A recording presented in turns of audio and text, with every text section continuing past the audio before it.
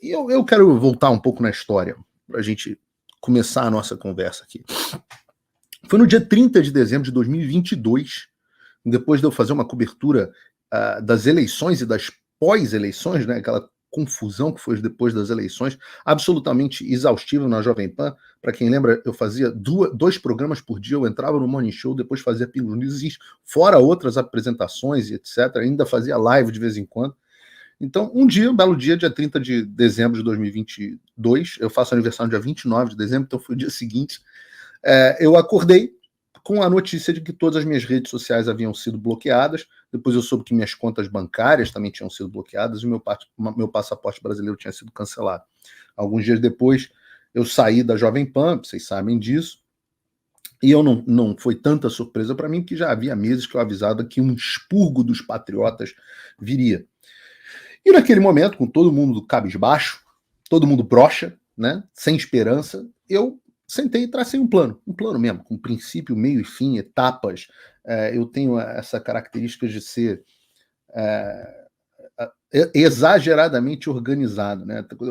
Eu brinco, quando eu ficava solteiro, eu tinha uma planilha das meninas que eu estava saindo, organizada por cores e tal. Então, tudo na minha vida é muito planejado, é muito organizado, meu horário, etc. E eu tracei um plano para o que eu ia fazer na minha vida. Um plano para derrotar o regime ditatorial que estava instalado no país. Só que eu tinha um problema grave.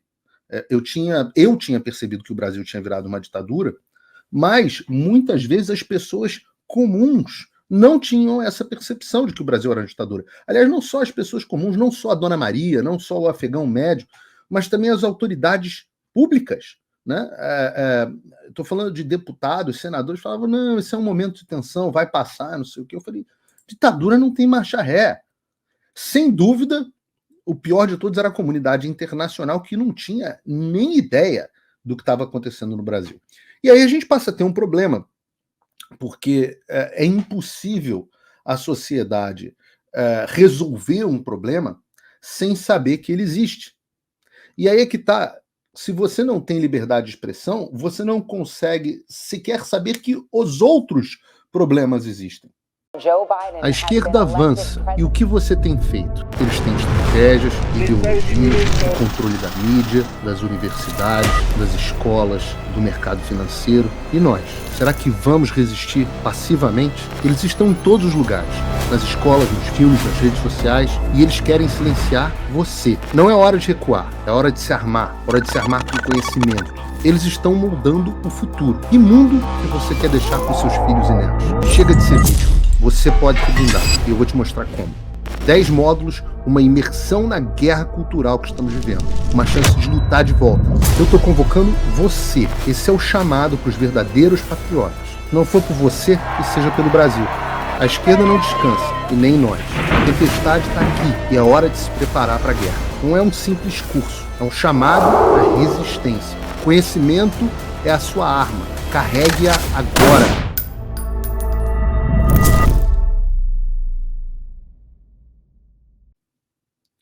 Então você não consegue discutir os problemas numa enchente, da resposta do poder público numa enchente, num desastre natural no Rio Grande do Sul, porque você não tem conhecimento do que está acontecendo, porque você foi censurado. E a mesma coisa vale para o próprio problema da censura. Você não pode resolver um problema que você não sabe que existe. Você não cura um câncer sem você saber que tem câncer. É básico, né? O diagnóstico precede o tratamento. Então, uma etapa necessária do meu plano tinha que passar pela conscientização do povo brasileiro e da comunidade internacional do problema e das origens depois do problema, e muito desses problemas, dessa origem, ela partia do próprio Estados Unidos. A gente foi tendo um entendimento mais profundo do papel que os Estados Unidos tiveram nesse processo, né? Nessa escalada da censura.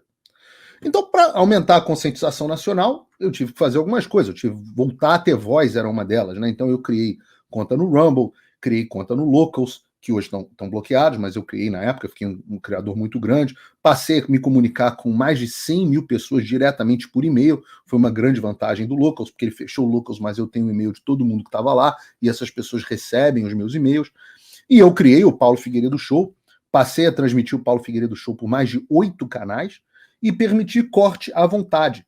Tem muita gente que pensa que o canal, por exemplo, muito bem sucedido do Olavo Edu Carvalho é meu, mas não é. É de um cara que eu nem conhecia, que um dia me mandou uma mensagem perguntando se podia publicar o meu conteúdo. Ele é muito gentil, inclusive, que divulga minhas coisas, meu curso e tal.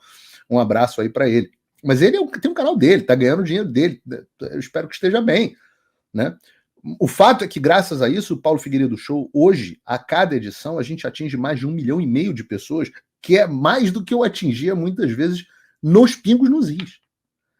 Então, eu criei mecanismos de suporte financeiro, o meu site, paulofigueiredoshow.com, que hoje já tem dezenas de milhares de acessos todos os dias, tem um boletim diário que eu envio por e-mail para as pessoas, e por aí vai. Uma forma de me conectar com as pessoas e não ser silenciado. Se você não acha que o Paulo Figueiredo morreu, é por causa dessas coisas e por causa das pessoas que estão usando VPN. O mais importante dessa história foi o seguinte, foi não calar e não retroceder nem 1 milímetro, nem mesmo com as novas ofensivas do Alexandre contra mim, tanto fechando locals, me inserindo em inquérito de golpe, sei lá, das quantas, coisa de joia e o cacete. Não adianta, não precipitei, não retrocedi e não parei. Então, mas eu sabia que boa parte do problema era a conscientização, vinha da comunidade internacional, vinha do suporte que o Alexandre tinha na comunidade internacional. Então, eu vou além. O Moraes não existiria da forma que existe como ditador, não fosse o suporte americano e global, mas principalmente o suporte americano, não fossem os americanos ameaçando as autoridades brasileiras a não reagirem. E os americanos da direita, digamos assim, né, enquanto a esquerda estava totalmente articulada em prol da censura, os americanos, a direita americana, os conservadores americanos e as comunidades globais, eles não tinham a menor ideia que o Brasil tinha virado uma ditadura. E os que tinham alguma ideia sequer se importavam. Então, no meu plano, eu reparei que naquele momento, o que a gente tinha em nosso favor? Ora, os democratas controlam a presidência, que atua diretamente com o governo Lula e com o TSE para combater desinformação. E junto com as Big Tech. Então, Casa Branca, nesse momento, eu não tinha. Senado, que é mais poderoso do que a Casa em relações exteriores, tem maioria democratas. Então, eu tinha a Casa dos Representantes, onde os republicanos tinham a maioria. Mas a maioria deles dava pouca atenção a essas coisas. Então, eu transformei meu Twitter em inglês, passei a falar, dar entrevistas em todos os veículos e podcasts possíveis e imagináveis. Fui no Alex Jones, no Steve Bannon, galera mais super à direita, né? Fui na Emerald Robinson, fui no Viva Frei, fui na Brianna Morello, e daí depois eu comecei a chegar nos grandes, no Tucker Carlson, claro, no Steven Crowder, na PragerU, no Patrick Bet-David, no Dave Rubin, gente gigante que eu acompanhei por anos, né? E comecei a chegar nessas pessoas. Fiz palestra em universidade, eventos, dezenas de reuniões com pessoas, autoridades, explicando. Fui lá na sede do True Social conversar com Devin Nunes. Olha isso que está acontecendo no Brasil. O Brasil é uma ditadura, bababá, e isso é culpa dos Estados Unidos. Dezenas de reuniões desse tipo. Aliás, sem nunca ganhar um puto de um centavo de ninguém para fazer o que eu faço. Recursos absolutamente próprios com que eu ganho com a minha atividade jornalística, que obviamente muito prejudicados. Mas com isso as portas começaram a se abrir em vários lugares, inclusive onde eu queria, no Congresso americano. Então eu já tive nos últimos 1 ano e meio, né, eu tive em Washington alguma coisa como 11 vezes. Mais de 40 congressistas que eu conversei e com o seu staff, né, explicando o que estava acontecendo. E o meu plano passava por uma audiência pública, que eu consegui para março, a esquerda se mobilizou e se desesperou, conseguiram barrar em março, eu falei que a gente ia conseguir, insisti, voltamos e a gente conseguiu uma audiência ainda melhor, histórica, num comitê muito mais poderoso. A gente trouxe o Elon Musk para a briga, finalmente, né? Abrimos outras frentes no Congresso, no Comitê Judiciário, divulgamos as decisões do Alexandre na íntegra para o mundo pela primeira vez. E isso só foi possível porque como eu disse no meu depoimento, eu sou a encarnação da ditadura. Eu sou o jornalista perseguido. E isso é inegável. E a minha existência choca. Então eu tenho que agradecer ao Alexandre que me projetou de uma forma incrível internacionalmente. Hoje a minha rede de relacionamentos e articulação aqui em ONGs, Congresso, presidência, se tornou realmente impressionante.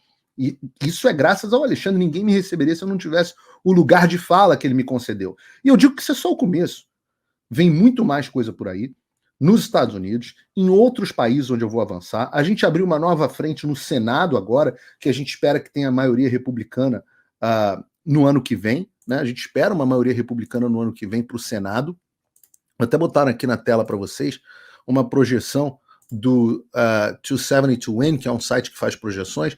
A expectativa é que os republicanos tenham entre 50, que é o mínimo, e 53 cadeiras no Senado, indo talvez até 57, tá? Então, a expectativa é que eles ganhem maioria no Senado. Na Casa dos Representantes, também a maioria republicana tem enormes chances de ser ampliada. A coisa ainda está meio disputada, mas a maioria, a tendência é que a maioria republicana seja ampliada. Os republicanos estão a poucos assentos de aumentarem a maioria deles na Casa dos Representantes. Né? Então, esses são...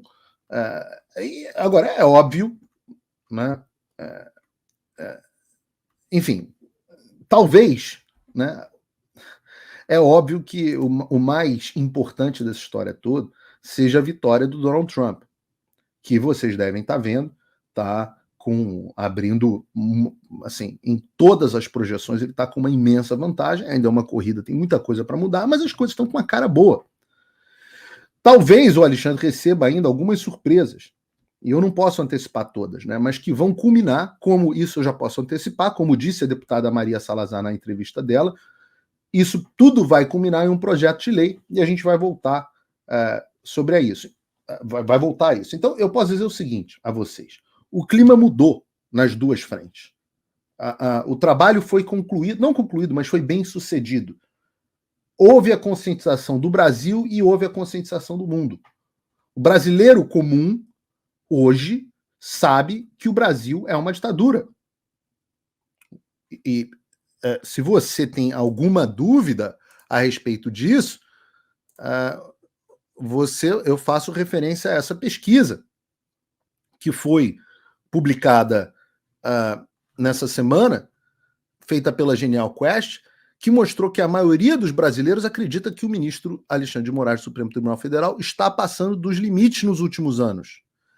E é avassalador, porque 56% dos entrevistados concordam com essa afirmativa, que é uma boa maioria, mas o importante é que 27% só discordam, que é ali o percentual da esquerda que quer ver mesmo é o sangue. Né? O levantamento ouviu os eleitores do Bolsonaro. Entre os eleitores do Bolsonaro, 82% acham que o Moraes está passando dos limites, praticamente todo mundo. Então, está feita a conscientização. Está construída a conscientização. Numa outra pesquisa de semana passada, mais de 60% dos brasileiros entendem que se eles falarem o que pensam nas redes sociais, eles vão sofrer consequências. Está aqui, ó.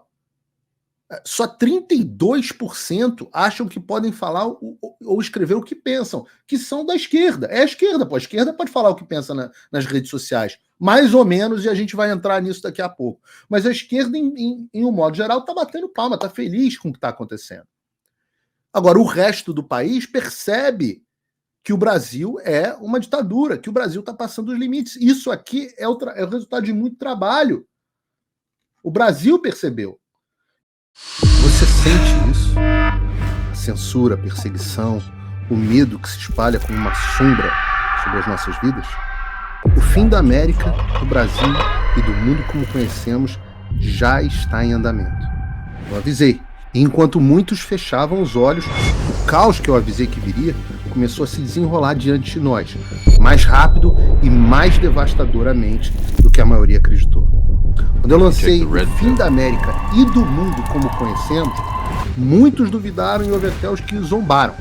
A América já foi um farol de esperança e liberdade, agora afunda em uma decadência absurda. E como o pilar está destruído, todo mundo sente a queda. Conflitos militares reacendendo, ataques terroristas, nações em crise. E o Brasil não está imune. Perseguição ao ex-presidente Bolsonaro, a censura, a prisão de manifestantes e o expurgo dos patriotas. Tudo isso é apenas o primeiro episódio de uma longa série de terror e caos social em todo o mundo. Eu avisei. Com todas as forças eu gritei sobre o que estava por vir. Eu fui perseguido, cancelado, demitido e censurado. Mas eu continuo aqui. Eu não vou recuar. Eu estou aqui para te preparar para o que ainda está por vir. A tempestade que se aproxima é devastadora, mas juntos podemos resistir. Podemos ser um farol em um mar de escuridão. O fim da América e do mundo que conhecemos não é apenas o maior curso de política atual já ministrado no Brasil, é também o seu manual de sobrevivência em meio ao caos. Quem já acessou, está preparado.